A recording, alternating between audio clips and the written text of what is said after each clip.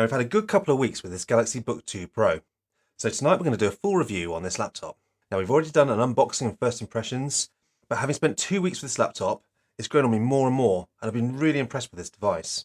So in case you missed the unboxing and first impressions, I've bought the base model of the 13-inch Galaxy Book 2 Pro.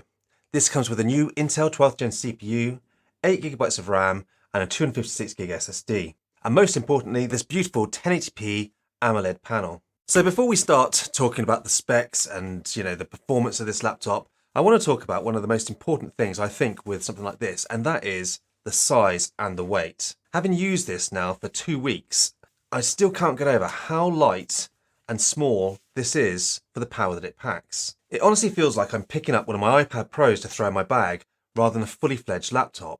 And it is so slim and so light, it's just easy to pick up and cart around with one hand. I kind of feel like I'm back in the days when I had the MacBook 12-inch and I used to take that everywhere with me. This is sort of filling that role.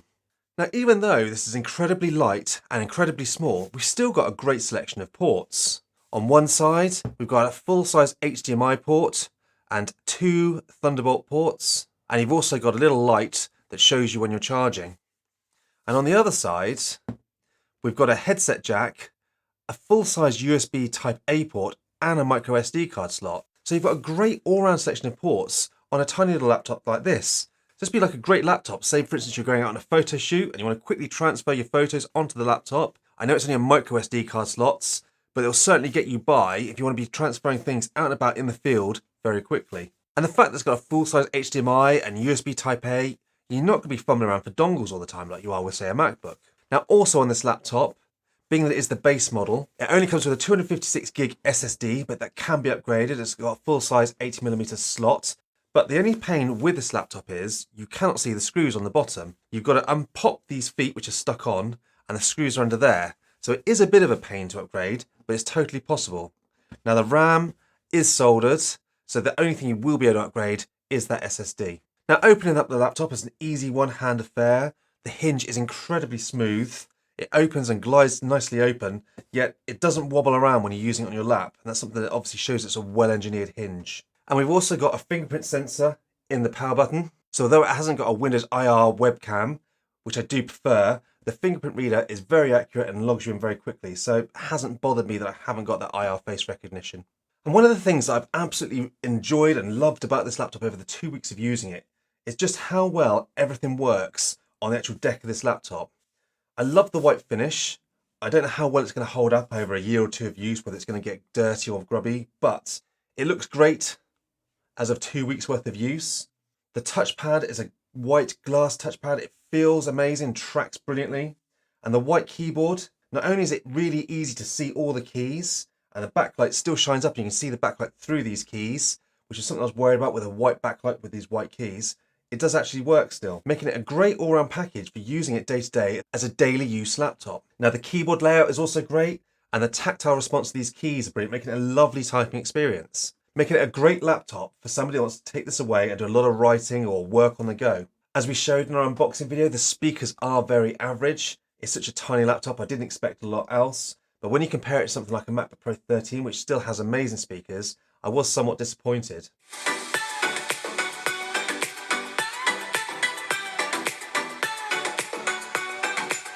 They get you by in a pinch, and wearing a headset and everything works perfectly, but don't expect to be impressing your friends playing music or a movie on this laptop between a few of you. They're just not that great. Now moving up to the screen, this is honestly one of the stars of the show on this laptop, and that's this 13-inch AMOLED display. Now yes, it's only 1080p, but I think 1080p on a 13-inch laptop is the absolute sweet spot. You don't need to set the scaling too high, everything still looks incredibly crisp and great, and it still retains you a lot of battery life that you don't get often with a 4K panel. The screen is vibrant, it's bright, it looks beautiful, and it also feels very snappy being an AMOLED panel. And it's been one of the highlights for the last 2 weeks of me using this for work and for content consumption on this machine. Now, even though it's glossy, unfortunately it's not a touchscreen. If you do want this version of touchscreen, you're going to need to buy the Galaxy Book 2 Pro 360 version, which has got the 360 hinge and also comes with a pen. And above the screen, we've got just a standard webcam, and it looks like this. And this is what the webcam and the microphones look and sound like on the Galaxy Book 2 Pro laptop. So overall, this is a lovely package. Really light, really premium, and feels great to use as a sort of everyday laptop. But what we're going to do now is we're going to take a quick look at the performance. And we're going to start by looking at the CPU performance on this machine. Now this is one of the new 12th generation low voltage processors, and this is the first time we've tested one of these.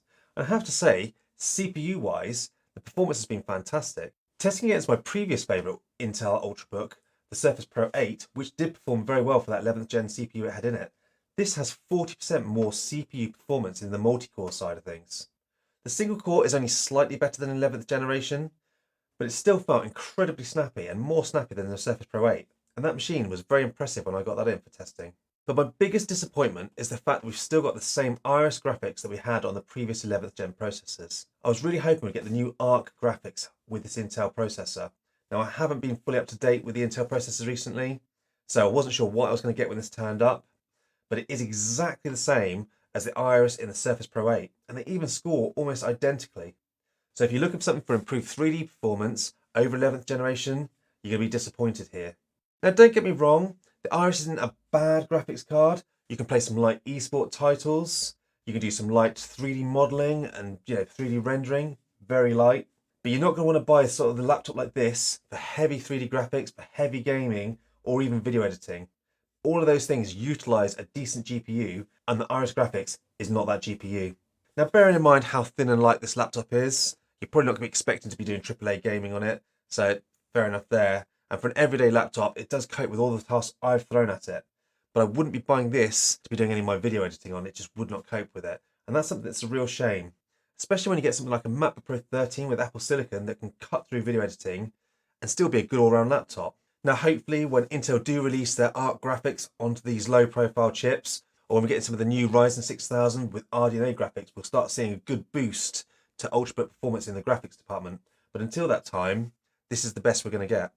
But another good thing with these laptops, the performance on battery is top notch and feels almost like you're on mains. And that's something that's really important when you're using a laptop away from your outlet. And with regards to battery life, this was also quite impressive as well. There are plenty of options within both the Samsung Command Center and the Windows power options that you can adjust your battery performance so that you can obviously get better battery life or better performance on the go. But if you're putting it down to best battery saver and you're watching movies, you can expect a good 10 plus hours. In our usual battery testing of setting the screen to 200 nits and streaming YouTube videos over Wi-Fi with speakers at 50%, we managed to get 11 hours and 10 minutes. That's really quite impressive for something as small as this. So overall, this has been an absolutely solid package. And as well, being a USB-C charging, not only can you use the tiny compact USB-C charger it comes with, you can plug this into your USB-C display or a power bank or another USB-C charger, and you'll be back up and running again with this machine. It truly is a great daily use laptop. Now, another great feature of buying a Galaxy Book Pro over maybe another Ultrabook is the fact that you move into the Samsung ecosystem as well. Now, if you've ever owned Apple devices and you love the Apple ecosystem, and I'm one of those people, I love the fact that on my Apple device, I've got my Apple Watch, my Apple phone, and my Apple Mac, and they all work seamlessly together. Now, Samsung have been working on the same sort of features for a while now, and it's really starting to come together. So, recently got the S22 to start testing that as a daily driver phone. And I've also just picked myself up a Galaxy Tab S8, which I will be doing a video on very soon. And all of these devices work together just like Apple do. I can take phone calls on the laptop. I can send messages from the laptop. I can extend my screen to the actual Galaxy and have that second screen, and even use the pen from the Galaxy Tab to control that second screen. And I can even move files from the phone to the laptop or to the laptop of the phone, just like you would with AirDrop from Apple. Overall, it's made it a very seamless experience. So if you're currently a Samsung Galaxy user or you got a tablet, buying this laptop makes a lot of sense, just like it would if you're an Apple user with a Mac and an iPhone. And I've been very impressed with my experience with this so far.